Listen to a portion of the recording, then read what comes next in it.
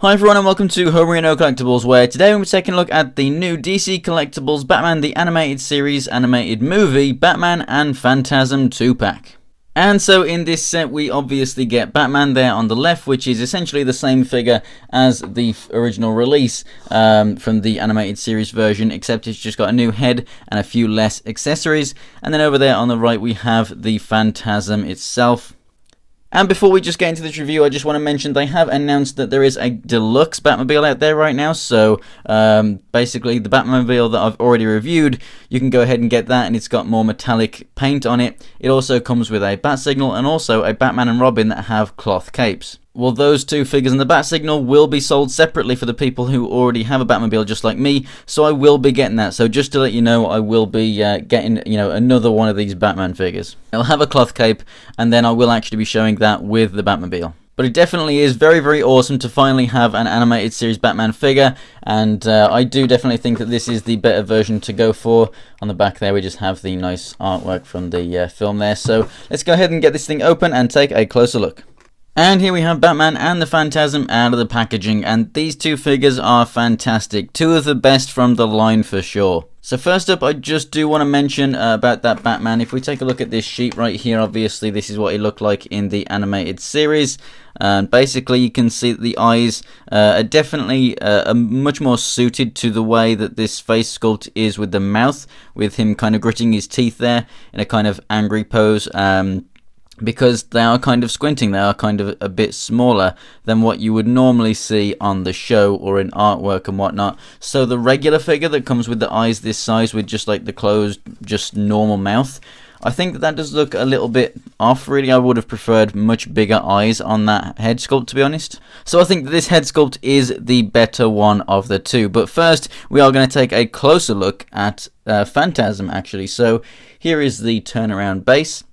They both come with the same style, so you get the clear plastic arm whatnot right there. So it's not really a flight stand, it's just going to help them stand up. As you can see, if you put him in a different pose like Batman is right here, which he might fall over in, obviously it'll help keep him up, and it gives you a nice little bit of artwork there as well. So very, very nice. And the Phantasm also comes with a couple of interchangeable hands for the left hand right here. So he has a fist.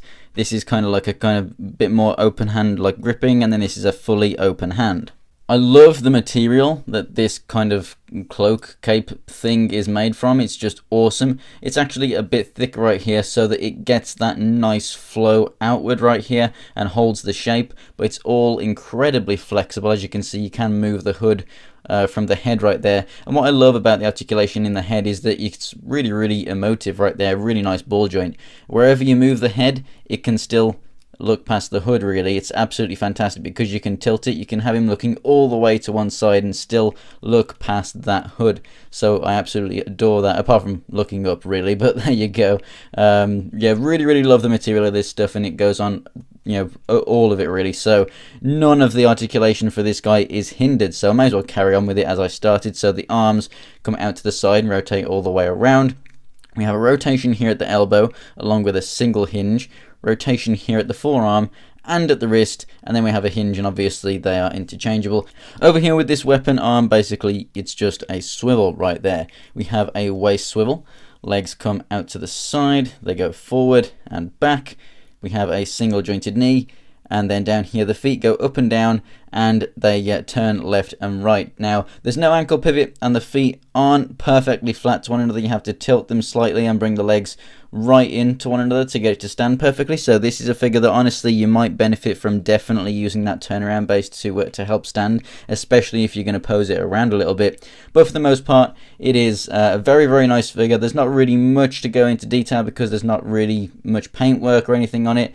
It just looks absolutely fantastic, looks very accurate. I love the size of it and everything in comparison to Batman. I'll have a look at the scale of these guys just after I've took a look at Batman as well. But overall, I think that it captures the likeness absolutely perfectly, and it is a fantastic Phantasm figure. So moving on over to Batman right here. The accessory that he comes with is the Batarang, and obviously you've got the turnaround base right there.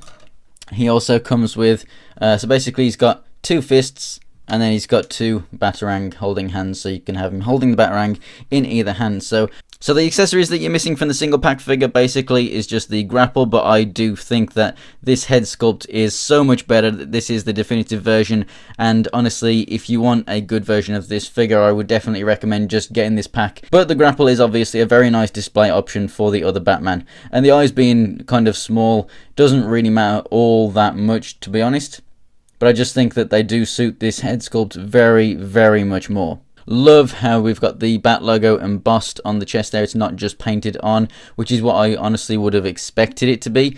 It looks absolutely fantastic, and it's definitely the definitive version of Batman from the animated series. It looks fantastic from every angle, and I just absolutely adore this thing. Let's go ahead and take that out of his hand before I go ahead and lose it. We've got the lovely blue on the inside of the cape there. It all just looks absolutely fantastic. So the head moves left and right. You got a really, really nice pivot. It also looks up a good amount and down a decent amount too. Just one thing to mention as well, obviously you're not going to have as many breakages with this figure as the New Adventures one that came out in the first wave, so don't worry about that too much. Obviously still be pretty careful though. So over to the arms, they don't come all the way out horizontal, but it's most of the way there, so it's fair enough. Rotation all the way around. Again, this doesn't go all the way to 90, but it does do a pretty good amount. A swivel there too, and then we just get the swivel and the hinge at the wrist. So not quite as much as the Phantasm over there, but still a good amount.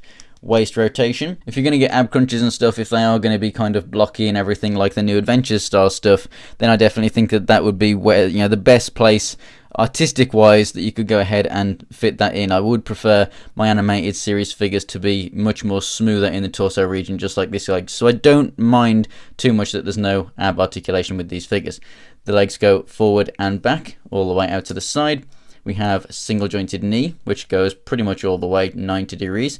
And then, unlike the Phantasm right there, the feet don't just go up and down. They do also actually have the ankle pivot so that you can get, much better poses from this guy. Obviously, with those bases there, even without an ankle pivot, you can still get him to stand if you go ahead and pose it up and whatnot, crouching and stuff.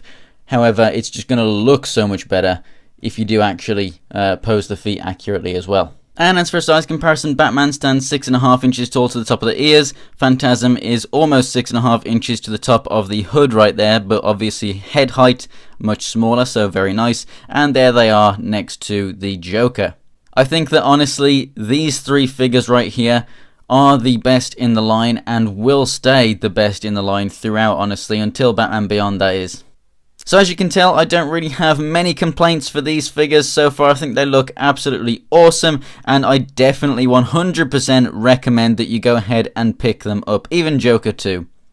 If you want to check out the review of that Joker as well, that'll be on my channel, and also will be the review for the Batmobile. I'll go ahead and put the link to that on the screen right now, and also in the description below. But that is it for this video, guys, so thanks for watching. If you enjoyed the video, go ahead and give it a like, and if you want to check out more pictures of anything else from my collection, check out my Instagram. It's Homerino123, and the link is in the description below. We'll also find a link to my Twitter and to my Twitch.